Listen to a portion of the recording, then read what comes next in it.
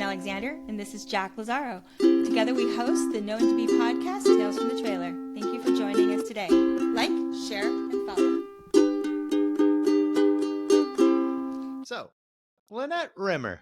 My good friend and valuable team member for over the last 15 years. It's a little scary to say that.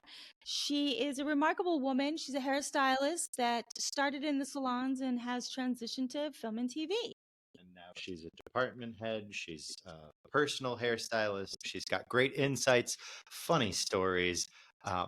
She has a good head on her shoulders, and we had such a fun time with this interview. So without further ado, Lynette Rimmer on Tales from the Trailer, the NoNDB Podcast. Lynette Rimmer. Hey, Lynette. Hi, guys. How'd you get started?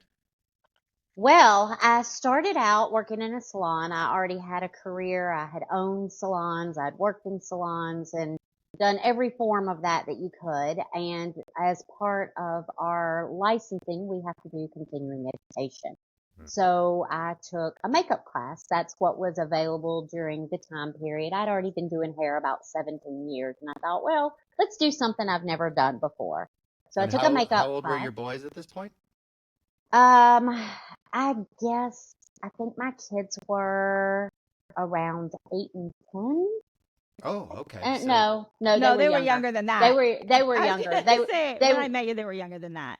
Yeah. So how old are they now? 6 and 8. Yeah. So they were like 6 and 8 Mm-hmm. During that time. So I took the class and I thought, okay, that was fun. Now what can I do with it? So I reached out to some local guys that do a haunted house, and it's called the Original Hollywood Horror Show.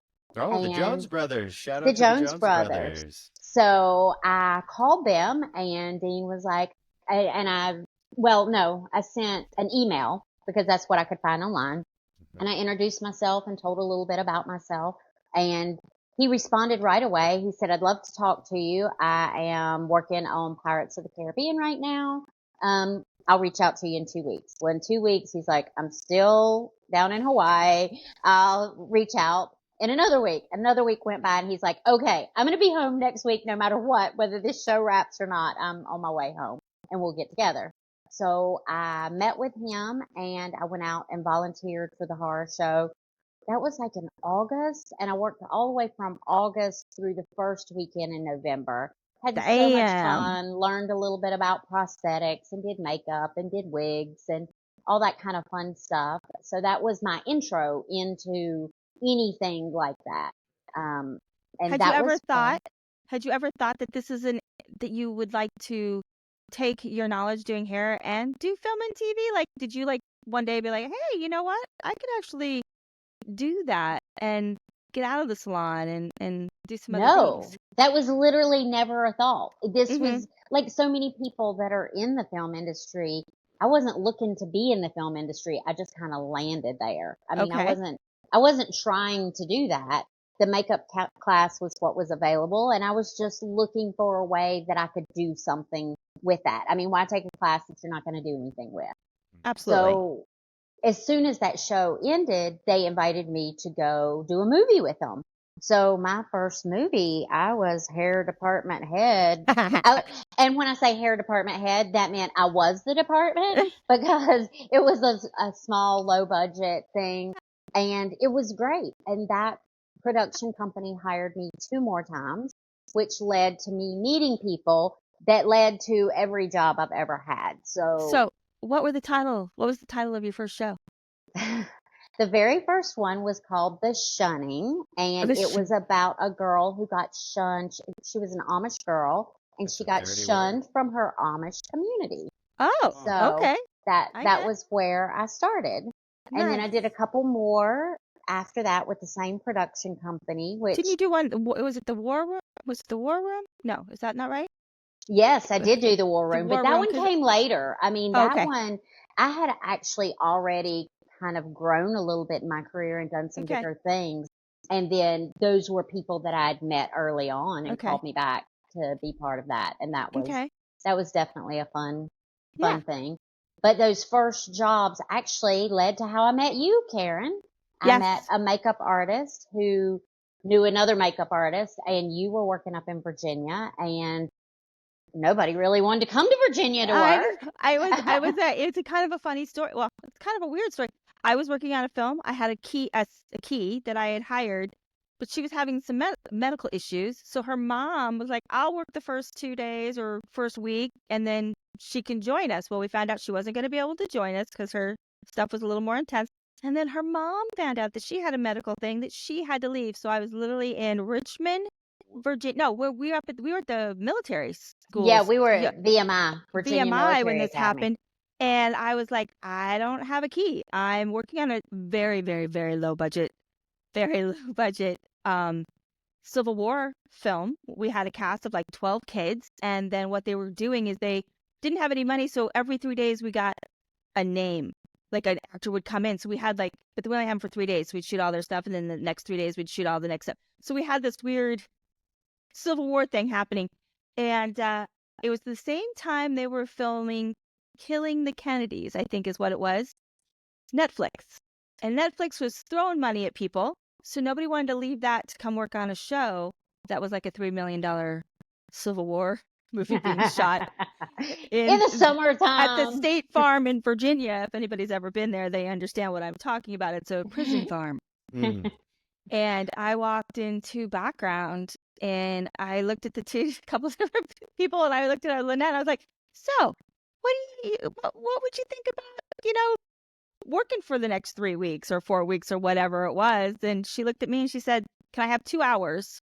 And I'll let you know. And I said, sure, take 2 hours because I got nothing else. I'm either doing this on my own or Lynette's doing it with me. And she came back to me and said, because she, unbeknownst to me, she had to change all her clients from the salon. She had to figure out childcare for her boys. I mean, she was a wife and a mother and working in a salon, and she actually cut all that away and stepped into the trailer, and the rest is history, as they say. We're going on like 15 years or something now, right? That was like in 2012. Like I don't even want to scare. No. But it was funny because the part you didn't tell is that when I came up there to work, you didn't know anything about me. I packed we didn't know each other 3 days, which meant I carried 5 days worth of clothes. And she's like, okay, so can you finish this? I think it was like a 6-week show. Maybe and we were 6 like weeks. the first week in it. So we were like third day. I packed for 3 days and I stayed for the 6 weeks. I was like, okay, so I'm going to need to get off on Friday because I have to go back home. I have to finish dealing with my family and repack to be here for 6 weeks. And come on down. And we again, this was the beginning after being a personal for so long and working on Army Wives. And then I was like doing the lower budget department head shows. So I was kind of figuring it out at the same time. And Lynette was fairly new in the sense that she'd been doing her own kind of things where she was figuring it out on her own. But now she had to step into a situation where I had very strong feelings about what things should be done because of the way my mother had done things. I know, it's crazy, right? And we were doing this very intense movie about the Civil War with people wearing wool uniforms in like corsets, the summertime in Virginia. Oh, the best. With wigs that didn't really fit them. So, I mean, we had a great time though. And Lynette showed me all of her strengths. And I probably showed her all my weaknesses. No, it was definitely an experience because, as Karen said, I was self-taught. I mean, I learned how to work in film by keeping my mouth shut. I literally just watched what everyone did and thought, okay, everybody's moving. I think I'll move now. But I was truly self-taught. The Jones brothers were great to me, but they were makeup and I was hair. So, it wasn't like somebody could say, okay, I'm going in now to do this. I just kind of had to watch them and see if I could figure out what made sense. I didn't know anything about continuity or breaking down a script or talk about winging it. I just read the script and thought, okay, here we go. And the funny thing is, if anyone knows me, they know that my key does continuity. So she had continuity, and it was not easy. Again, we shot out each A-list actor in 3 days. So we didn't shoot in any kind of order. We had to pick up all of their scenes. So continuity was a big thing for us. And I was just like, yeah, have fun. keep track. And prior to that, I had done 3, low budgets where I was department of one that really all they cared about was pretty. So that was a totally different Oh, world yeah. than This this was not civil pretty. world continuity with A-list actors. It was a whole new world for me. Yeah, because it was But Karen, we killed it. We did. We did it. We killed it. We do have a funny. It's We a have movie a called, few funny stories. but it's called Field of Lost Shoes. It's about a battle that was fought during the Civil War, and the reason it's called Field of Lost Shoes is because the field was so deep in mud that they all lost their shoes. Like they were walking around in a foot of mud everywhere they went. The mud just sucks your boots right off your feet. And we walked in that. We worked in that, and again, it was and lost our boots. And lost our boots. It was summertime in the middle of that. Funny stories. For I mean, we just had so many. See, I'm losing my mind. So when we went and saw the premiere, there was a day on set where I had hurt my back and I couldn't really work. But before that, Lynette was tasked with watching an actor on set who had a drinking and drug problem. So his wigs and stuff didn't really stay on because there was no way to attach them, because you'd put them on and then he'd sweat out the alcohol and it would remove the wigs. It's really bad, ladies and gentlemen, when your actor sweats out the remover. Yes. It's really bad. It was not good. And it was sweaty and it was hot. And they put him on a horse. And he takes off his hat and his wig. Slips. It slips. It slips. The wig came all the way back. And poor Lynette tried very hard to let them know that scene didn't work because he no longer had his wig. And I had learned about continuity, and I went running to the script supervisor. I was like, no, we have to go again. That doesn't work. And they're like, got it, moving on. They were just happy that he'd actually stayed on the horse. Yeah. And I went running to her, and I was like, please don't fire me. I told them. We tried very hard, but so when you see the movie, if you ever watch it, Field of Lost Shoes, I recommend it. It's quite good. But there is a man whose wig comes up. Come off. It doesn't come off. It just kind of slides back a little bit with the hat when he pulls the hat off. So let's just say the last 15 years, Lynette and I have been laughing a lot because this story seems to keep happening. Not the wig part, but just the fun part. We just continue to have fun. We have not lost any more wigs since. No. So you were in the Carolinas, North Carolina specifically, right? Yes. And there was a huge tax incentive there from the days of Dawson's Creek and One Tree Hill and whatnot. And the last little bits of that were running out as you're getting into the business. Is that right? Yeah, talk about timing. As I was getting into the business, there really wasn't much of anything happening. And she didn't live in Wilmington. She lived up in the mountains. So right. No, I live in the Piedmont. Down. Yeah. I live in the Piedmont, and there's literally nothing. I mean, the film is not what we do in the Piedmont. So you'd come down to Wilmington or other parts of Raleigh, Durham, whatnot, based on what they were doing. But so as all of those established makeup artists and hairstylists are either transplanting themselves over to Atlanta or moving up to New York or the Baltimore, Philadelphia, etc. area, or even out into LA, did that make a vacuum that you could fill there, or was it just the work dried up? The work pretty much dried up, and there were some people that just never left the Wilmington area. So the 1 or 2 projects that did come there, they got them. That's just the way it worked. And fortunately, when I met Karen, she was coming out of the personal world into being a department head. So those first few years, we did everything together. Yeah. So, I'd say for a good, a huge amount of time, Lynette and I were a team.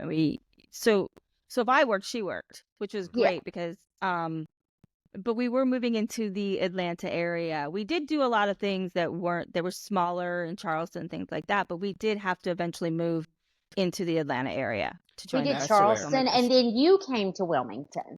So, and we Yeah. did. Oh yeah, I did work in Wilmington before we started working in Atlanta. And So, what was yeah. the first show in Atlanta that you did? Lore? Was it the first show Yeah. that we did here? Is Lore? I With think Howie? so. I think so. Because we were in Charleston. We did, I think, and then I think it was called Lore, and it was was it AMC? Who did Lore? I don't remember was it Amazon or AMC? I don't know who did Lore. It was there's a podcast called Lore, and it basically talks how lore is created, and we did a show, where it was Every anthology, episode was different a times, different different story actors. Anthology of folklore and how different something folklore started. stories. And then we just, from there, we continued working in Atlanta for quite a while. Lynette and I shared an apartment there because we both lived in other places. And that's how we kind of ended up in Atlanta. And that's where she Yeah. kind of ended up. I mean, that's where all the work was. So that's Mhm. where so many of us ended up. Because Jack, you're not from the Atlanta area either, but yet No. that's where I met you as well. Transplanted over from New Orleans. That's right. So I think the first thing we all worked on together was dumpling, Yes. Yeah, which that was the first. so much fun. And actually, all of the restaurant scenes were filmed Right down 3 the road. blocks from where we are right now. It's so Oh, funny. that's The amazing. Arts Clayton Community Art Gallery. All of your needs for local art, come to Arts Clayton. That's what we're shooting today because they're very, very generous to us. But yeah, Lynette was, we kind of figured it out. We kind of figured it out together in a very strong way. And also I think that even though she'd never thought she was going to be in the industry, I think there's a love for the industry and a Oh, I love love for the it so much. adventure. So tell me what you love about it. What's the thing that you just love about our industry? First of all, the one thing that's consistent whether I was in the salon or doing this is that I love people. I really do love people, and I love finding out where it is we need to be. So that's just, film is just that on steroids, because, in the salon, you're making that one person happy. You want to give them something that they can do and manage and take into the world and be happy and live their best life. But then you go into film and it's making that person happy and your boss happy and the producer's happy and the director happy. So, there's kind of still that same sense of accomplishment, like creating a vision and letting it go into the world and live its best life. And thousands and millions of people see it. Yeah. You create the picture, and I Yeah. just love it. And I love that it's always something different. Like you don't know whether or not you're going to be doing pageant hair or dirty hair or, in the real world, like in the salon, you just want people to look their best. Well, sometimes the best in film is being dirty and gritty or, The worst. yeah, You the want them- worst and the best and stylized and, just ordinary. Sometimes the best is just literally looking ordinary. It's the top notch. What do you enjoy the most? Do you enjoy the companionship? Do you enjoy the social the aspect of it? Do you enjoy the creativity of it? What gets you going when you get in the trailer in the morning? Is it just the vibe? I mean, Well, first of all, we all know Lynette is not a morning person. No, I forgot. This is true. So regardless of what gets me going, it doesn't usually start until like 10. We could get up at 3:00 in the morning, and I'm going This to is be true. pretty quiet until This is true. about 10. So This is true. we'll back up to there. Yeah. What gets me going? That's so hard. I think that every show has its own vibe, and every show has something different that gets you going. I mean, one show, it might be the creative aspect that we literally get to burn hair or, we talked about that. It's so Yeah. much fun as a hairdresser. It's so much fun, but sometimes it might be this amazing group of people that you've met and you've worked with. So I don't know how anybody could put their finger on what is the one thing, because isn't that why we all do this thing called film, is because we don't necessarily have that one thing, like we don't fit in the box. Yeah. So, I mean, I guess that if I had to say the one thing is that there is no one thing. That it's constantly changing, it's constantly moving. It has a personality all of its own. Yeah. And it's something I miss Yeah. right now. I'm missing a lot of it right now. But we won't get into that yet. So now we're working, you're doing things, you're creating a name for yourself in this industry. And what are the changes? What are the things that are happening in your life that you are having to figure out? I know you're a mom and you're raising children. I mean, what was that like for you to be away from home and to have to figure out how to maneuver things? And, how did that work for you? I am truly, truly lucky and blessed in that I have always had such a strong support system. My children are great, and I had two boys, and they're so easygoing and energetic, and they're always into something. So as I was getting busier in the beginning, I would go do a project here and a project there. So as they were growing, I wasn't gone for really long periods of time. I was doing movies. Yeah. Lynette, I have a question. Who was watching your kids while you were on set doing these 6-week projects? Who stepped in to take up the lion's share of what you as a mom were doing without second thought? Well, unlike a lot of people who have to try to navigate it, I'm very, very lucky that I had such a strong support system at home. Their father was always and still is always very active in their lives. And by that point, they were playing sports. So he was already there coaching and taking them back and forth. And so, yes, I had to miss things. But then the other thing is their grandmother. She has always been such a large part of their life.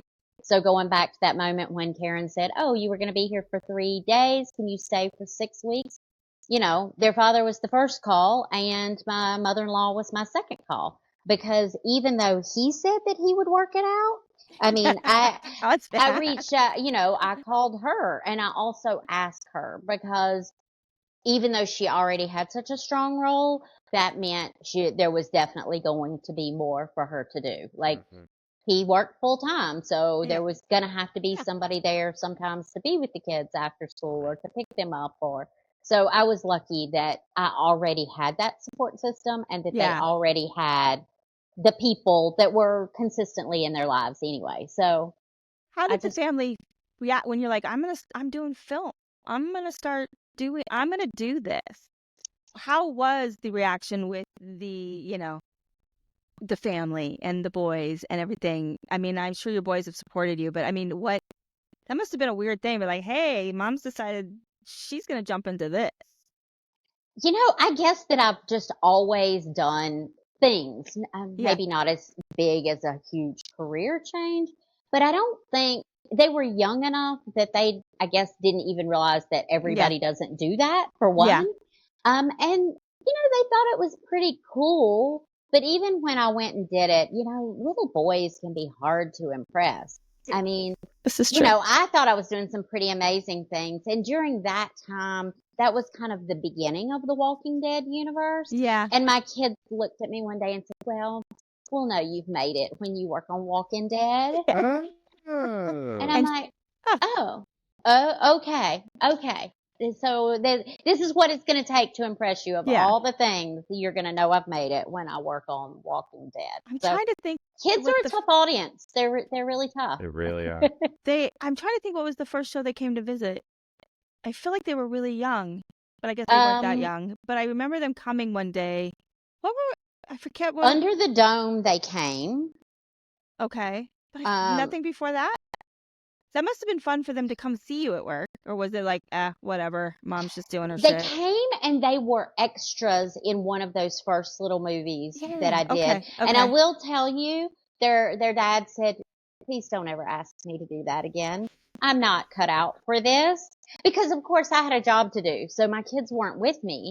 They had to go to background like all the other background, which meant he had to sit in background.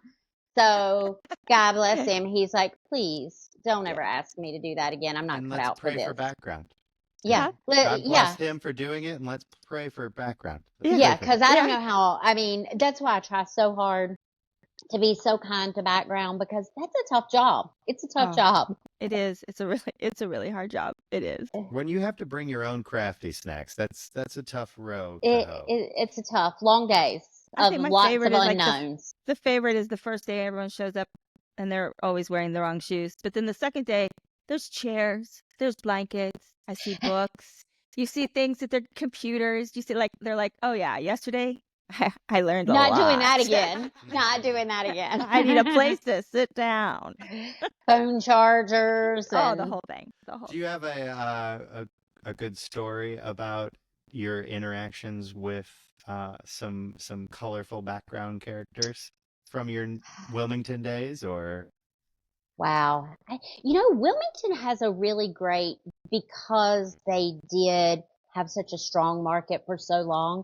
Wilmington was really great because there are a lot of professional the background artists artist. there. Yeah. Like, you see the same people. Like, if you watch the things that are filmed in Wilmington, You see a lot of the same people. you've seen those people be lots of everything. But I have to say, for the most part, the Wilmington people they are, by the time I started, they knew more about how to be in the film Yeah. industry than I did. Yeah. So they're just professional background artists. It seems like every show, there's always going to be that one who is going to change their own hair or makeup. Oh yeah. They just do. They go through and they change. And you're like, look, you can either leave it or you can leave. And there was this one crazy lady. I don't even remember what show it was on, but like, she wouldn't just change it from what you did it, but she would periodically change it throughout the day. Like, I mean, if she got hot, she would put it up, like, literally in a scene. I mean, they're like, wait, it doesn't work that way. You can't do that. Like, we've That's already why shot. when we're doing it, that's why I'm always like, when there's background, I'm always like, you're gonna want to put your hair up, because right now you want to look cute, but when you stand here for 12 hours and it's 90 degrees outside, you're gonna want your hair up. You're Listen gonna to wish me. you had made a different choice. Because if it's down, it's staying down. But yeah, it's that like, and the I high don't heels. really know if you want to go to costumes wearing that leather coat. Like, it's none of my business. But I think I would put that right back in your suitcase. They don't even need to know you brought that. No, because you're gonna wear it and it's 100 it's degrees. 92 degrees outside? What are you thinking you're doing? I know. Like, you look cute, but that's bad. That's a And bad choice. the stilettos and the heels, and you're like, oh no. You see those girls walking on cobblestones and you're like, oh God. It's not I gonna know end you well. didn't know what you were going to be doing, but it's a bad idea. Yeah. Always wear flats. block heels. If you must wear Wear heels, wear block heels. block heels. Those are some good tips for background. That's a great piece of advice on the NoNDB podcast. And let me tell you, nobody wants that. Nobody wants that. What do you think has been the most challenging project you've worked on? I mean, it's always a hard question, because some things are challenging because of location, some things are challenging because of the work. But all in all, if you had to kind of be like, that was fucking hard, excuse my language. I mean, I really, truly think still to this day, Field of Lost Shoes, because there was no money, there was no time, it was hot, there were no people. Hot. Like, it was so hot. They had lots of hopes and dreams, and no money to back it up. And Karen and I were just figuring it out as we went along. I mean, we were doing the best we could. Still to this day, that was probably one of the hardest. Hard too. It was a really physical show. Very, very physical, but it was probably still to this day one of the most rewarding, because it was truly my first big project.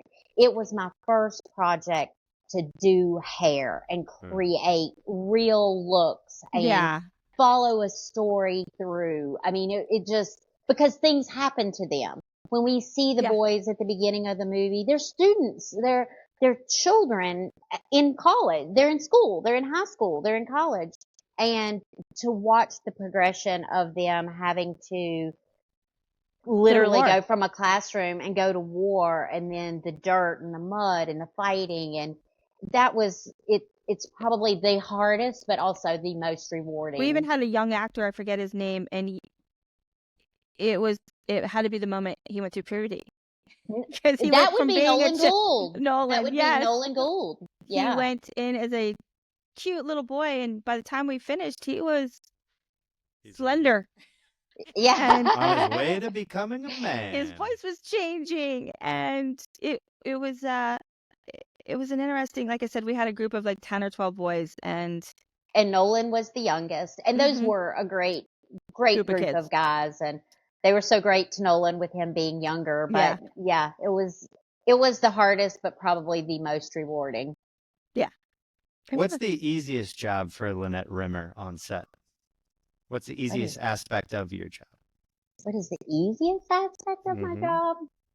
Lunch. Oh, I guess just walking around being social. I mean, I just get to talk to people all day long. So that is an easy part. That's an easy part. It's certainly the fun part. It's the fun part. It's the easy part. I mean, our jobs, communication is important. It's how we get things done. It's how we figure things out. But I can talk to anyone. So I guess that would be the easiest. Yeah. And what aspect of the business, what lesson do you wish that you had learned sooner? Oh gosh, you're bringing out some really hard-hitting questions. Hard-hitting That's what questions. Jack does. Tales from the trailer. What do I wish that I had learned sooner? I think maybe that it is okay to communicate, that it's okay to go up the next level. It is okay. Like, it's not like, oh, you're just the good little hairstylist, go sit over there in the corner. Because there are people that will make you feel that way. There are people that will be, oh, what? It's just hair. It's just, Yeah. And do you feel that way because you're a woman, or would that be across the board for any hairstylist? I mean, I think it goes both ways. I think it works both ways. I mean, one of the things, I know you can't see all of me, but I'm a short little blonde girl from the South. We already spilled the beans. She's 5'4", ladies and gentlemen. She's 5'4". Yeah, no, I'm not even 5'4", but thank you, Jack. I was being generous. I love you for giving me that. How tall are you? 5'2"? Yeah, 5'3". If I take a deep breath and stand up tall, I'm 5'2". Okay, that's what I said. I knew it was something like that. I didn't want to go too short, though.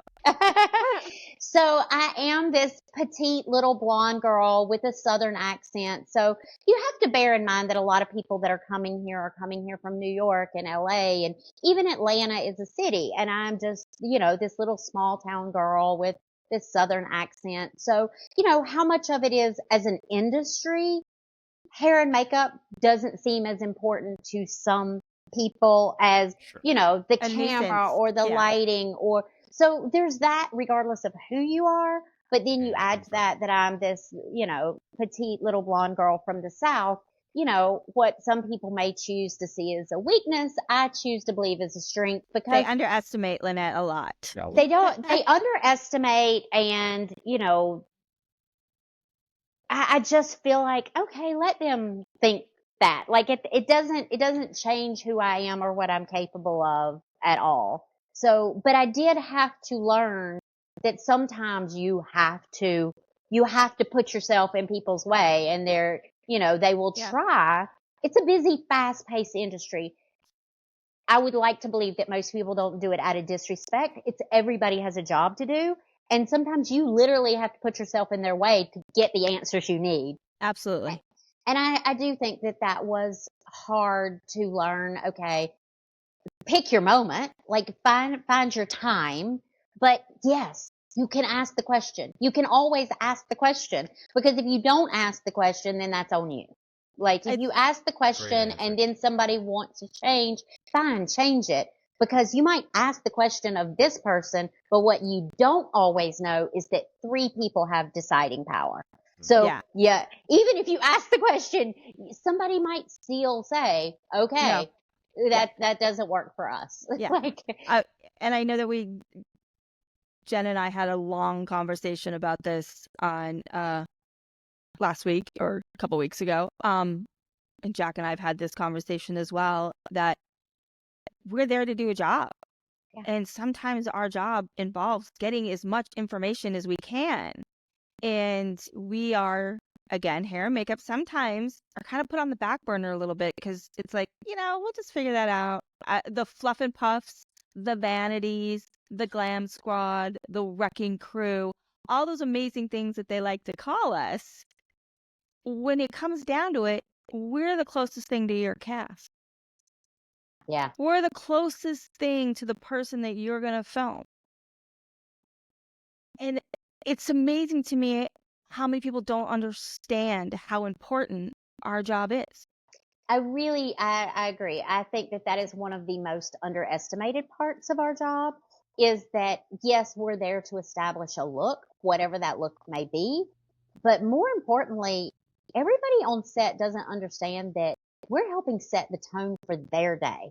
Like if that actor comes out of our trailer in good spirits and taken care of with good You're positive welcome. energy, that literally sets the tone for everyone. So yes, I mean, you might sacrifice a few minutes to get to that place. Yeah. But that 5 minutes that we start late could change the whole tone because they're not stopping because they're agitated or annoyed or, a happy actor is a working actor. a working actor. Yes. And a respected actor is a working actor. Exactly.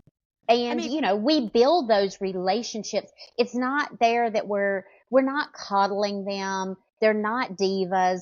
They have lives. And that is the one thing that I think people forget about in this industry is that we really do all have lives that happen. And sometimes our bad mood has nothing to do with what's happening in that moment. It's, our parents are unwell or our children are going through a hard time.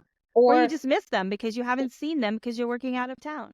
Or even if you're working in town, Jack, you know this. I mean, sometimes you're gone before they get up and you don't get home until they go to bed. I mean, like that is a lot. I can't see him on a Saturday morning because I'm recovering from the night before because I just got home. Yeah. The sun came up. Yeah, I get it. Yeah. So, I mean, I think that's an underestimated part of what we do. So yeah, vanities, we make them look pretty or we make them look dirty, but we set the tone for the day. And that's a really important underestimated part of what we do. That's what I mean, again, Jack and I have had this conversation, had it with Jenna as well. We do try and create that atmosphere of, well, for one, we want to be good at our job and be fast and everything else. But that time in the trailer in the morning, when they're getting their coffee, when they're eating their breakfast, when they're telling us their stories, and you're still working, you're working the whole time they're in there. True. That's their time to also prepare. They're doing their lines, they're doing their things. And so many people discount that time in the trailer. And I'm just speaking in general. To most ADs and producers, that is like the amount of time actors spend in the hair and makeup trailer in the morning is a discussion that happens more often than not. The time. Can you do it faster? How can we get them in and out faster? What do we have to do to make this go quicker? And you're like, other than me literally physically moving them from one space to the next, I'm doing everything I can. They're going to take the time that they need to take to get to where they need to go. Yeah. And it's like, allow that, again, that we may be, I mean, let's be honest. I have caused camera to wait before, not because I wanted to, but because shit happens. That's outside of our control. That we have to fix or we have to change, or some days your hands just don't work and it takes you a little bit longer. But it's my goal is to get that actor on set ready to do their job without thinking about hair and in a good mood, if at all possible. Yeah. And if that means, I mean, I've had to work. I know Jack has had to work. I know, Lynette, you've had to work through times when all you wanted to do is go home. And ball up in a ball and cry. But Yes. we don't get that luxury. We don't get that luxury. And not only do we not get that luxury, we're going to stand there and we're going to smile and we're going to tell the jokes and we're going to listen to the fun music and we're going to light the candles and have the aromatherapy and we're going to do all of that so that that day can go forward. Well, I think it goes to the, when they're like, well, we have a problem with this actor or this actress. And you're like, look, you bought the ticket. You got to ride the ride. Yeah. Yeah. I mean, because most people know what they're getting. I mean, if you're getting a working actor, you should know something about your actor. like you choose that. It's not a secret. It's not a secret. I didn't choose that. I didn't choose it, but I didn't make the rainy day. I just have the best umbrella. Yeah, exactly. And that's what we do. And we try to do it in as positive way as we can. Yeah. And most of the time, I mean, I've been lucky, but my personal experiences are, it's not that they're divas. They have a job to do, and they can start prepping 3 weeks ahead of time. But what if the writer literally handed them new pages when they landed on set? They got to set and they had all new pages in their trailer. That's new beats, that's new actions, that's new direction. It can change the whole tone of something. So you might have to change your whole delivery, and they could have been rehearsing that all weekend long. And those new pages change. And again, all parts of what they don't, like, the only people that really understand that is the writer, the director, the ADs, but the grips, the electric, who think that we're just lollygagging and wasting time. Just hanging out. We're just hanging out, having a party. They don't really understand, because that's not their job. They're not in that realm. No, and it's not our job either, but sometimes our job is to be a sounding board. Karen and I were working on a show where the two romantic leads have this scene, and they're supposed to be smashed wasted. And then in the filming of it, they didn't drink nearly what they thought they were going to in the scene before. So now all the beats that they were supposed to do, all the how drunk they were are different.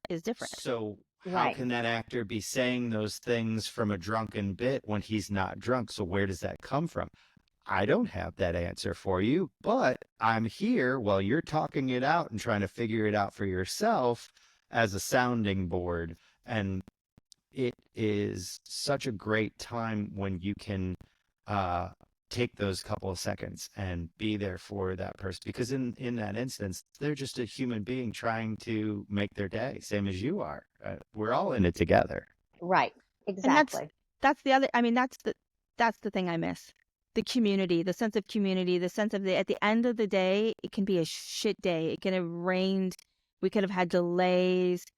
Everything went wrong. Can't wait to do it tomorrow. Can't wait to do it tomorrow, though. But at the end of the day, it's like we did it, though. We got through it. We got through it together. We got through it as one.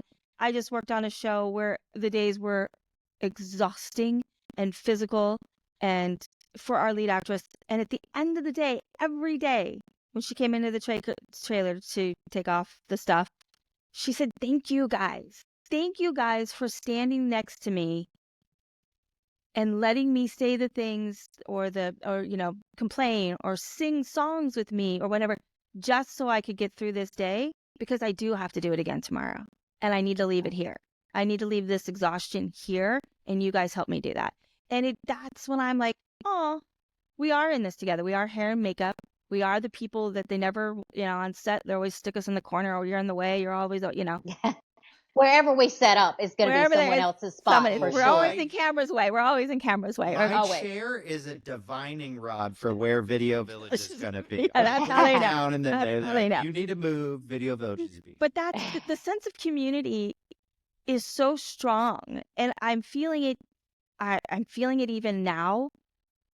I'm feeling the lack of it in some ways now that we're not getting to work as much as we would like to. We are not getting to have that sense of togetherness, the social aspect of our jobs. And that, how is this affecting you? How has this somewhat of a slowdown? I know that you were recently in New York doing some things, and I'd like to just get your thoughts on where we are and where we're going. Oh, wow. I know that's a lot. You don't have to do all of it. So one of the things that, again, back to the life-work balance, it just so happened the timing of this was as good as it could be for me. This past year, my first granddaughter was born last October. So I had some time. I was able to be off for the birth and not have to juggle and figure out how to leave and come home and do all that. I was able to actually be here for that. Mm-hmm. And then fast forward to, I've done a little bit of work and been home a little bit. My mom was not well. So, these breaks have given me the The time you time needed. that I needed where I didn't have to make the hard choices that we in this industry often have to make Family and work. work and family and life. So in those ways, it's been a blessing. And in turn, when some of those things changed and I didn't have that responsibility, I had the blessing of being able to go back to work, which Yeah. helped, each thing centers me in a different way. Like coming home and being part of my family, that is a grounding rod to remind me of who I am and where I came from. But Having but something then other than work is really yeah, but then important. going away to work and being around the creative types reminds me of who I am at my core too. I mean, we all have different layers to who we are. So, the slowdowns, the strikes, even going back as far as COVID, I miss it. I miss people and I'm like, oh God, when are we going back? But at the same time, being lucky enough to spend time with my family. And then this time with this little slowdown going into the holidays, my second grandchild was born. And so Yep. I was able to Congratulations. be here. So I went from having two boys to now I have two girls. So I Grandkids. was able to be here for the birth and to help out and to be part of that. So like all of us, I miss my film family and, ready to be back at it, but trying to be thankful for this time that I have to truly be here for my family in these important times. Yeah. I mean, I know that a lot went on in your life last year. And I mean, that's that's how I felt about COVID. A lot went on in my life and I was able to be where I needed to be and things like that. And Jack and I've had the discussion as well about being separate than your job and having a home Yeah. life and a separate life. And You've done a really good job of that yeah, every step along. Do you think because you spent 17 years in a salon and then came up doing background and keying and department heading, and now you're personal? So tell us about all of those different aspects of it. Oh, that was a wonderful experience. I got to go out to LA and be a personal for Al Pacino. very I exciting. didn't know what to expect. I mean, let's be honest. Al Pacino has been around forever and ever. Like, you don't even have to really be a film person to know who he is. So I was really nervous. I was really scared about what that would be like. And he was such a wonderful man, and it was such a wonderful experience, but totally different to just take care of Yeah. one person. I know. I mean, like, I was It's not like, bad. It's not a bad gig. It's not a I'm bad used gig. to having like 100 balls in the air and trying not to let any of them fall. And now to go and be personal, it was a fun experience to be able to create a look with him because again, talking about actors, if you're getting an unknown actor and they're sitting in your chair, production has a very clear idea about what this actor is going to look like.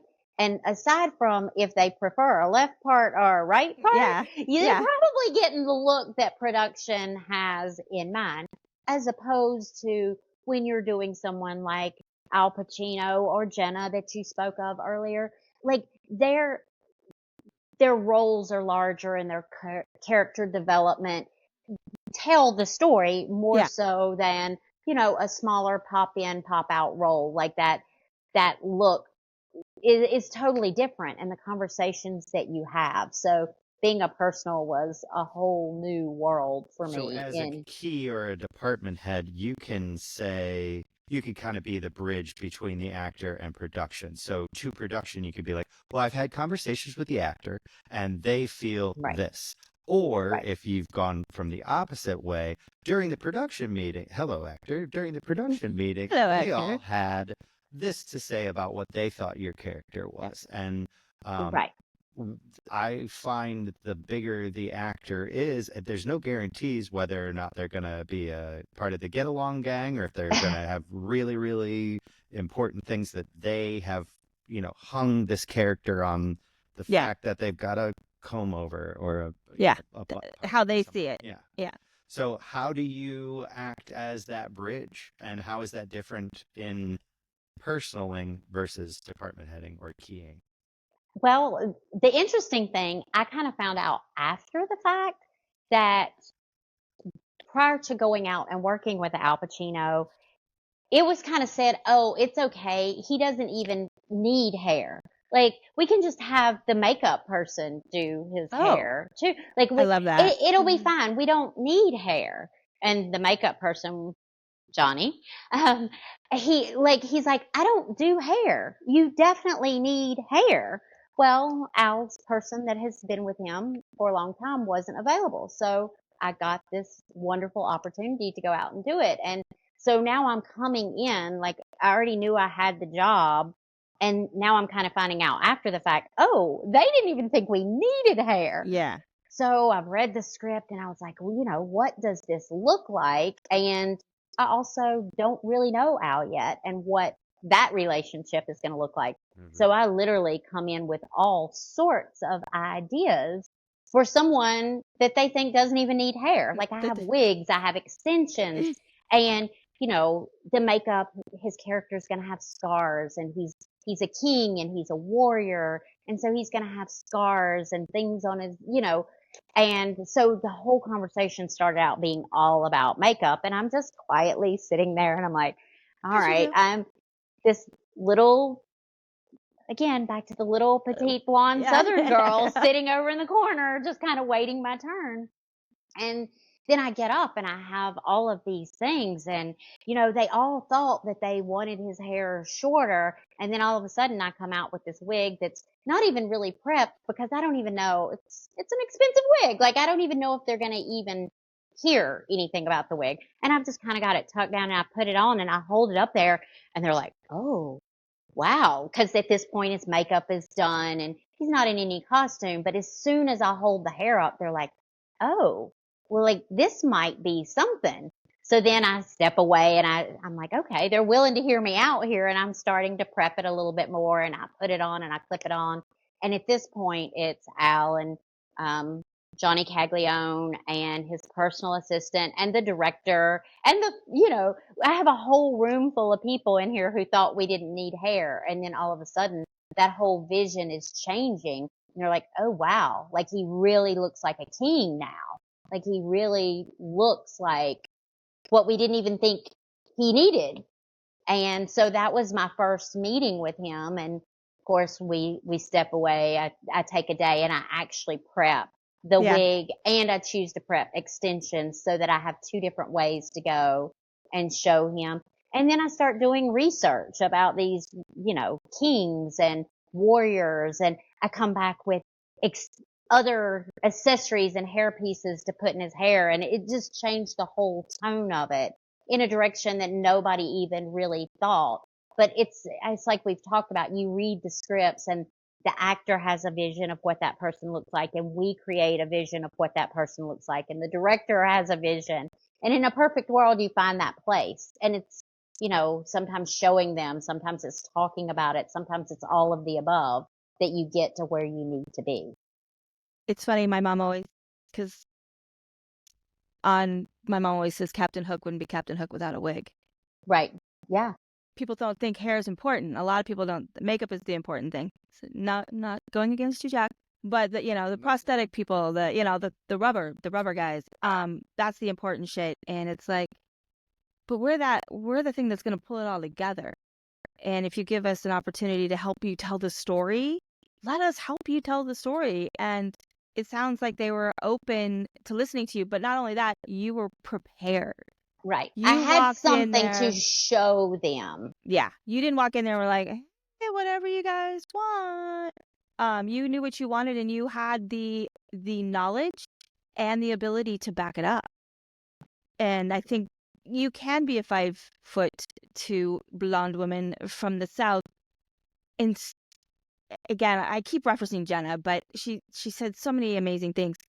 If you are good at your job and you can back that up with everything else, and people are going to listen to you, and they're going to give you the respect because you deserve that respect, because you have shown them that you are knowledgeable and that you know how to do what you're doing. Instead of imposter syndrome, it is, I bet, I don't even have to ask you, I bet you just slept so well that night.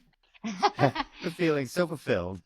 Well, actually, I was so excited. I literally, like, I did that, but I knew, like, it was just an idea for them to see. I don't think I slept that night at all. I literally, Well, because your mind is like, oh my God, I can do this and this But and no, this I and got this and Yeah. this and I this got and all the this. creative juices flowing. Yeah. Yeah. yeah, so I'm literally in an apartment in Beverly Hills, and it looks like the kitchen is growing hair Yeah. because I'm making braids and I'm doing all this thing. It was like a total explosion in my kitchen and dining room because because I had an idea to show them and talk about, and Yeah. then I had this whole new vision of where to go, and I wanted to be ready because I had a day off, and then I was going back to have another makeup test with him, Yeah. hair and makeup test. So I wanted to have everything all ready to go. Yeah, So and I'm not sure that I slept at all.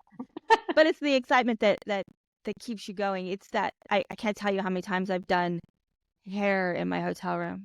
I Oh, brought yeah. stuff home. You do it in the bathroom because you got all the mirrors. You do all the things. It's because you want the next day, even though you're supposed to be relaxing and stuff. You want it to be ready. You want to show them that you can tell the story as well. Right. And it's great when they look at you and they're like, because a lot of people, let's be honest, are afraid of wigs. Yeah. Wigs I mean, scare people. we've been on, let's be honest, everybody has seen the really bad wigs. Yeah, So I you mean, it's say wig and people are like, ah, how much is that going to cost? and am I ever gonna be able to film it close? Yeah. Yeah. Can we tell it's a wig? I remember once I had an actress fly me to New York to put on a wig so that we could take Polaroid pictures so that we could get it to the director. Because he refused to let her wear a wig because he couldn't envision it. Right. So she's like, well, let's do this. And I'm like, okay, I'll come in. And we put it out. We took the Polaroids. They put me in a car. I took the car to the office. I showed him the Polaroids and he said, okay, you guys can do this. Yeah. And I'm But like, sometimes you really have to trust your instincts, and Yeah. it's hard and it because changed. we often meet resistance, like whether it's because they're afraid of the wig or they're afraid it's going to be too time consuming. You have to be able to go in there and fight your calls and say, actually, doing this wig is going to save you about 30 minutes in the morning. Like, all we have to do is put her hair up. We're not having to dry and curl and style and trust that she washed the blood out of her hair the night before. Like, I mean, it's always so amazing to thing. me when it takes people that long. Yeah, wigs to me are so much faster because you do all the work when they're not there. Yeah. And you put it on their head, and it's just like. And anybody who's never worked with Karen before, like, you should know that Karen doesn't think anything should ever take more than 45 minutes. Like 45 minutes. I'd say 15. Well, yeah, but 45 minutes is a blow, dry, curl, and style. 45 minutes is literally if they come in with their hair wet. And they've got waist length hair. Like 45 minutes is like worst case scenario. But really and truly, you can do anything in, what was it, 8 minutes? Yeah, 8 minutes. We did a show, Lore, the first show that we did. Lynette did a complete change from the 1920s to the 1940s. I forget the time difference. I forget the time jump, but it was significant periods difference. And like 7 minutes. Yeah, so the joke from that point on is when somebody'd say, well, can you do it? Karen's like, oh yeah, Lynette can do anything in 7 minutes. And I'm like, okay. So if you had you were able to have one conversation with your 17-year-old self, what bit of wisdom in this business would you impart to that one? One bit of wisdom for my 17-year-old self. I guess it would be both for the business and for life. Just be fearless. Just do it. Like, just do it. She is that person. I told you that the dryer was upside down in the house when I got home. Like, just live your life. Just do it. She's not afraid of doing anything. She puts in floors. I don't even understand some of the shit that she does. And she's like, yeah, I just did it. I'm like, okay. Yeah, there's very, very few things in life, in what we do, or that can't be fixed. Like, there's very few things that, and I'm sorry, I kind of messed that up. Let's draw back and pump. There's very few things in life, period that cannot be fixed. So, Was there a time where you were frozen by fear that you would have to tell your previous self that? Well, I was a teenage runaway, so I There's spent so much all more of here. It's a I lot to spent unpack. all It's a of lot to puberty unpack. frozen in fear. Like there, Okay. I was raised by a mother who was afraid of her own shadow. Mhm. So, my whole life I was told, don't do that. You're going to get hurt, or don't do that. Someone's going to kidnap you, or don't, so there was a lot of fear based growing up, Okay. so to learn on my own that you actually don't have to be afraid of everything. Like you just do it. Just do it. Um, That's empowering. I have to say, there's been a lot of times when we're on a show or something, and I'll look at Lynette and I'll be like, we talk about things and we're like, we can do this. I know we can do this. What are the first steps? Where do we go? How do we do this? How do we make this work? Go back to burning hair. We were working on an episode. Lynette had started a show for me, and I stepped in, and we had to burn some hair. People wanted to see some explosion, some burnt hair, and we kind of looked at it and we're like, what the fuck? How are we gonna do this? And we did it. We figured it out. We burnt the hair. We put the wigs on. We did the things. Lynette did a beautiful job with cotton. I mean, it was just so much fun burning hair. But I remember just looking at her going, oh, we can do this. I never doubt that we can pull it off. Yeah. I've always felt that I had such a strong team around me that I never felt that we were not going to pull it off, even when shit went sideways. And we've had we've a couple had some shit go sideways. so far fucking sideways. Excuse my language. So far sideways that I thought we were going to lose our jobs. And I'm like, we got to figure this out. How much time do you need in the morning? She's like, 3 hours. I'm like, okay, I got 3 hours. Now I'm going to go convince everybody that they need to believe us. And we figured it out. She figured it out. She handled the thing. We handled the thing. I talked to them. They talked to me. Whatever. All the things were done. All can be figured out. It's like Jack on Fear when they came to you and they're like, oh, we're going to reshoot somebody, but we're going to put him in the pouring rain, but we need a beard on his face, but we're going to have him soaking wet and it's literally going to suck. How are you going to do that? And Jack was like, I'm going to figure it out. Gonna figure it out. And you did, and it worked beautifully. I mean, it's like that's part of our job is the figuring out. Yeah. The fun part. I think in film, that's the reason not everyone does it, is that everything we do is uncertain. Like everything you do is uncertain, and what you think you're going to do, maybe you do, maybe you don't do. But one thing you can count on is change. I mean, that is nothing the one more certain thing than change. Thank you. And if it were easy, everybody would do it, and that's not easy. Not everybody can do change the way we have to do change. So like true. Whether it's our crew, Karen and I have been so fortunate to work together, but we've also talked about change. We've had to build other teams and work with teams we don't know. And I think we've both been blessed to work with some amazing people. And I think I've seen it where you've trained a key or Karen trained a key, and then you kind of switched it and went, I need a key. Well, I can't help you key. But Crystal Irick would be somebody that I think that Lynette has trained, that Lynette helped become a good key. Yeah, I mean, Crystal has been a part of our team together, my team, your team. I mean, remarkable hairdresser.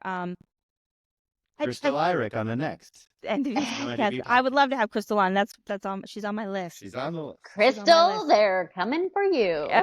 Putting you on the list right now. I feel like the teams have to be interchangeable because there's going to be times when you can't use the same people. They have other things going on in their life. Their other work. That there's nothing worse as a department head than when you call the person that you want to work with and they're like, I'm taking a job, and you're like, okay, great, thank you. Now what am I gonna do? But that's a hard dynamic too, because building teams and being so close to each other and knowing how to work, and then sometimes having to do that with someone else. There's lots of dynamics. Number one, you have to figure out someone else's, but then you also have to get past the hurt feelings of, oh, well, why did they choose her and not me? And And sometimes different jobs call for different things. And, sometimes our lives pull us together and we get to stay together for a while. And sometimes it pulls us apart and we have to go in different directions. Can't Yeah. fight And, it though. this industry has a lot of ego just in general. And you Yeah. have to learn how to navigate your own ego in that. Like, there's walking that fine line of It's not being easy. confident about what you do and what you're capable of and what Yeah. your skills are. And then not be so arrogant that people are like, I just can't with that. Like, I Yeah. just can't.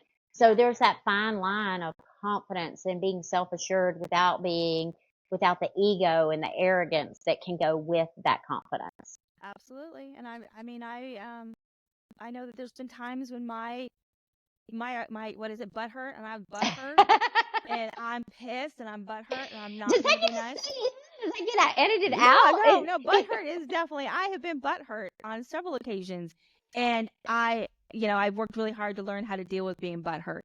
I've also been in the position where I've had to make the hard decision against a friend. Like, it's like you want this person to be with you. I had a show where I wanted Lynette on the show with me, and for other reasons, nothing to do with Lynette, I had to have somebody else. And more of it's a producer pick or whatever, and it's a political thing. And Sometimes it's a location. Sometimes it's like they're it's just simply not life. going to let you bring someone. So, just not going to let you be a part of it. And you have to tell that person, for what, I can't use you or whatever. And now I also have to figure out how to get into a relationship really quick with somebody that I have to trust more than anything. And there's also been times when I know Lynette has had to leave, or she's made choices where she needed to leave the show or go do something else, or she was offered a better opportunity. And let me just say, I've always wanted for my crew, for them to be better, for them to get the Yeah. better job, for them to department head, for them to do for them to reach their goals. I've always said, it's going to hurt and I ain't going to like it, but I want you to do it. Right. So, Best for them. but because of some of those instances, I have met, other people and things, and I've also given people chances that I probably never would have given people chances. I mean, look at you would Lynette. have I met never her. hired me. Those If you had had a people, choice, But ladies, you would that's not out have of hired me. necessity. Right. That Yeah. is out of necessity. Necessity. Makes strange bedfellows. yeah, But look at the amazing things that have happened from that. And you have made the conscious effort to try to remain together. For me, I'm very much a department head where I look at the needs of the show and then I put somebody in that's going to and I hit want the my ground team. running.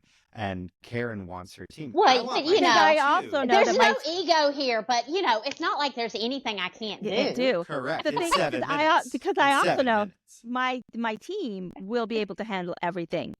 So I never feel like I have to hire, like, oh, they're not good at wigs, so I have to hire them. I've never had to, because I worked very hard to make sure that everyone knows everything that they can know. And I it's like share. And I've learned from other people and stuff like that. So whenever I say I want my team, it's like, I know my team can do it. Because there's no gatekeeping. Well, There's and so much it's just like, gatekeeping I in know other my team groups. can do it. I know that if you put the 4 of us together, you put the 5 or whatever it is, all of us are going to make up for anything the other person doesn't know.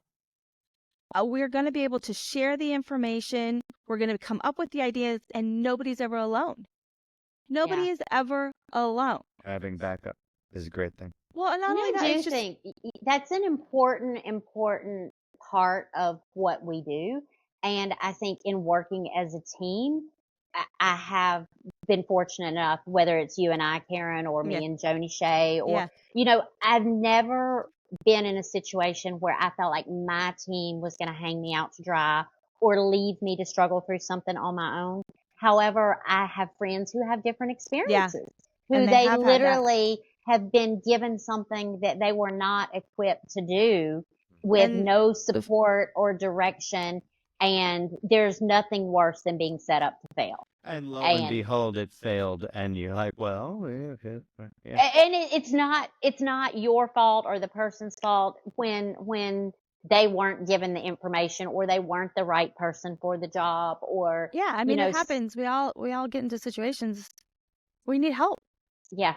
So, I mean, I have been very, very lucky in my career to work with really strong people Yeah. who we're either going to rise up together or we're going to We're gonna fall fall together. together. But Yeah. no, you know, I'm not hanging anyone out to dry. These Yeah. shoulders are glued together. You Yeah. have to. You have to. I mean, it's kind of funny. We always kind of joke that what happens in the trailer stays in the trailer. We are a Yeah. united front. Yeah. We may right now be going off, but when we walk outside, we're not. We are a Right. united front, and we stand together. Which is something that is a hard lesson to learn if you don't understand that no matter what's going on, the person has your back. It's just like it's okay sometimes to disagree with the people that you work with. Is it, Karen? Do we know We've anything about We've disagreement? disagreed. I mean, Lynette and I have had serious disagreements. We've had on the first show she told me off. But that's probably why I respect her, is because I know if Lynette says something to me, I can trust it. She's not saying it to me because she wants to take my job Or to hurt you. or to hurt me. She's saying it to me because she wants me to be better or to understand what's happening. We all go through moments in our careers and in our lives where we're struggling and we are holding it together by this much. And sometimes it wavers and it breaks and you are not as kind as you want to be. But if the person standing next to you is like, you're okay. I'm gonna go have that conversation so you don't have to have the conversation and you sit here and let me handle this for you, and it's done out of love and respect. It comes from a totally different place than when somebody says, I'm gonna handle this for you, and they walk over there and like, they shouldn't be doing this. Yeah, she's falling apart, or I need this job. Right. No. So I've been very blessed that I have personally not had to ever feel like, I'm sure there's times where I was like, oh my God, they want my job. But deep in my heart, I always knew that my team was solid. And it's a comfort to have that I've been lucky to have, because I've been very lucky to be able to work consistently with the same group of people. And I think that, Karen, to your point there, like, you were always so willing to share information. That was such an important thing to learn. If you're good at what you do, no one can take your job. If someone takes your job, it was not your job. Like, I've learned so much. Like, I came into the film industry with years of experience knowing how to do hair. But there's so much more to what we do than doing hair. And there's more than one way to get to an end result. And like, I wouldn't be where I am had you not literally shared all of your life experiences, which also came from your mom's life experiences, whether it's life or work. Like, that has made us be better at what we do. And our team's only as good as what we pass forward to be a team. Like, if you can get to the same place in a different way, that's fine. But this is the way I get there. Yeah. And some of these things, I mean, if you look at the way Karen and I work together now, like, there's things I do because she did them. There's things that she does because it's the way I do them. Some of the things she taught me, I created a little hybrid thing, and she's like, oh, well, that looks great. Like, it's her way and my way, and it merges. Yeah. And, there's been so many really things. Well. But I got there because she taught me everything. And again, like Karen said, there's been times that we butted heads because she taught me so much that then in turn, there's times that I would turn and say to her, but what about this? That's not me challenging her authority. She gave me such a good foundation to then ask another question. Sure. It's not questioning authority. It's not questioning whether or not you're doing it right. And I think that was an important lesson for me to take forward, to then know it's okay for me to share my information with everybody and then to learn from how other people do things.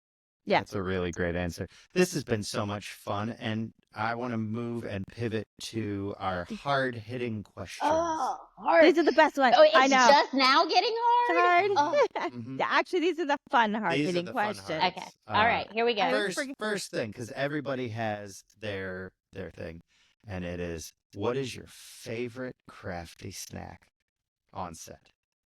What is my favorite crafty It's snack? 2 a.m. We've been on set for 12 I can already tell. hours. What are you getting off that table? Well, I mean, I don't know if it's 2 a.m. My 3 p.m. snack is cookies and milk. I really this love is my true. Oreo.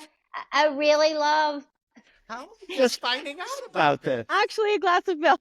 Actually, a glass of milk. I She actually does straight- go and pour like the She does. biggest. Like I get the biggest cup that you can find at Crafty, and I pour a whole glass She of does. milk and Oh my eat God, that's Oreo totally fine. cookies. These are hard-hitting questions until I ask them, and you get, I drink a full glass of milk at 3 p.m. every day. Oh, With That's normal. Oreo Oreo cookies. cookies. Like this, It's what nothing she does. Oh my can God. make your life better.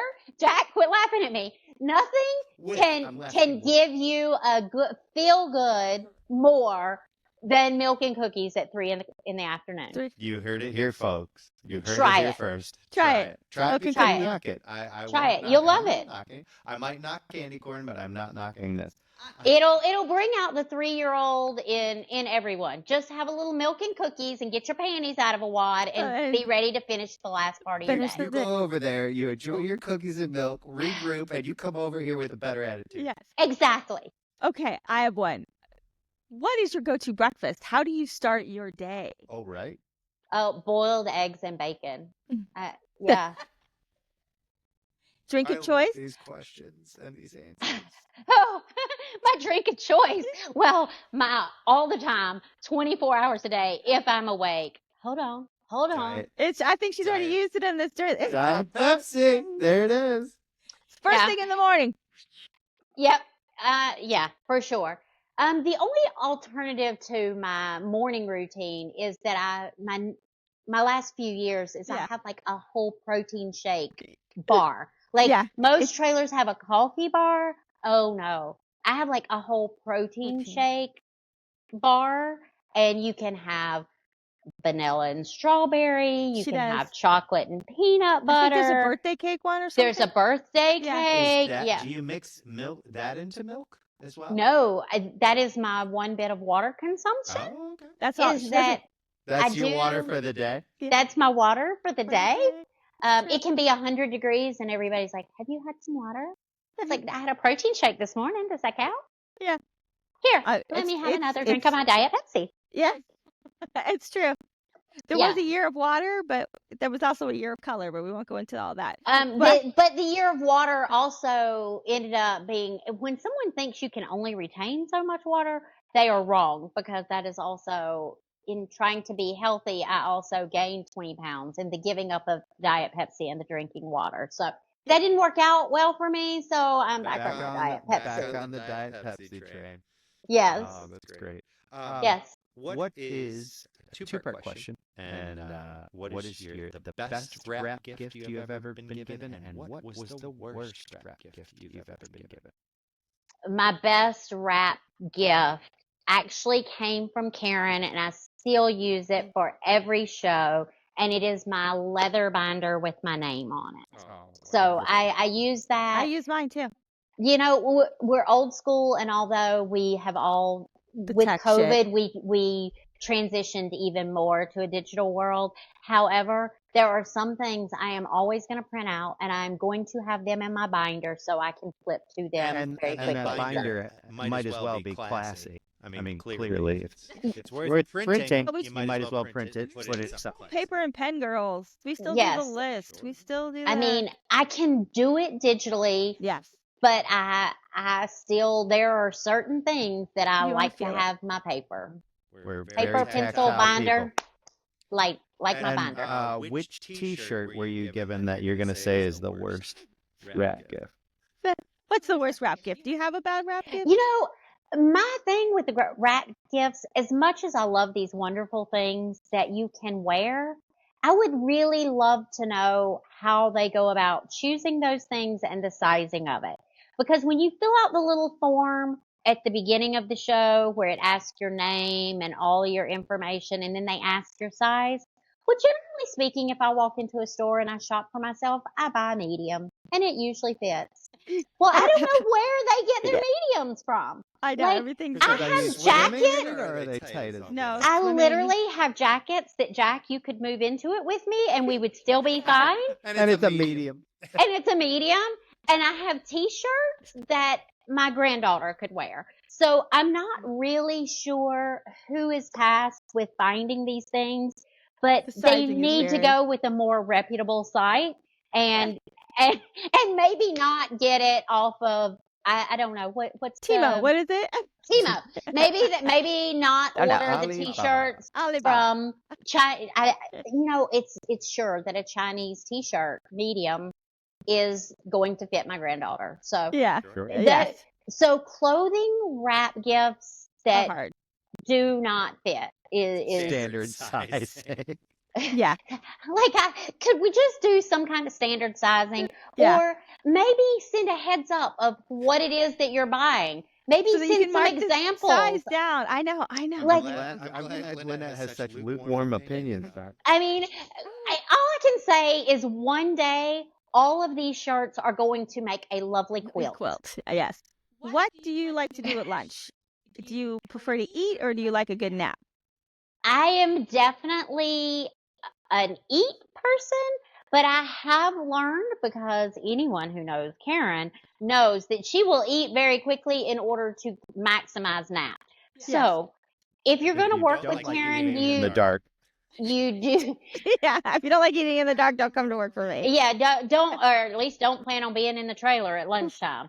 So, I do like a quiet lunch. I like a quiet lunch. I think and it's she okay. can tolerate. I mean, I have never seen anybody who can sleep through full blown laughter, but somehow that one 10 can do minutes it. is very important. That 10 But minutes is very important. Do to not underestimate that through osmosis, she somehow does sleep is. and hear Hear- everything that's said. So Yeah, if don't you talk about say it, be sure that it might be revisited in a conversation. So Recap. A little she recap. can sleep and hear at the same time. We are So definitely those. I mean, I have learned to appreciate the art of a little nap. nap. Even I don't really sleep most of the time, but it is okay to kick my feet up and close my eyes for a few minutes. Just be And quiet. What is your favorite trailer music? Is it by chance Like- a jock jam? Oh, you're switching Oh, it. here we go with the the jock jam. I have a go-to Pandora station, and it's called Happy Radio, and they literally play a little bit of everything from every genre, from every time period, and I have found that it is never offensive. But what is the your worst- song? What's your I'm You getting know- ready song? What's your I'm getting ready song? I really don't have that. Okay. I I'm mean, okay with it. and if I did, nobody else would want to hear it. So, I mean, nobody would want to hear that song. It's Okay. it comes, there's songs from my Southern roots that probably wouldn't be loved in a trailer. Yeah. Okay. Well, you heard it here, folks. The one thing that she would not share Would be your jock jam. is her jock jam. That's okay. There's always another time. Yeah. All The right, next time maybe we're we'll- working together, I'm gonna listen and I'm gonna record the jock jam that gets her the most excited to be at work. I'm All trying right. to think when the last time we danced in the trailer. We danced in the trailer at the end of Fear. I have us all on video dancing in the trailer. Oh, when, yeah. Austin came in at the end of Fear and we all danced. Yeah, we danced We all in. danced. It was fun. I love a good Yeah. rap dance. Thank you so much for coming on today. We really appreciate your share and every bit of insight that you gave to us. Thank you so much. Thank you. Thank you for having me. Thank you, Lynette, so much for sharing your insight and wonderful stories. If If you you like like what you heard today, be sure to like, follow, subscribe, and share. Thank you, guys. Thank you guys so much for being with us on the NoNDB Podcast, Tales from the Trailer. We really hope that you enjoyed the conversation today and look forward to sharing more stories with you.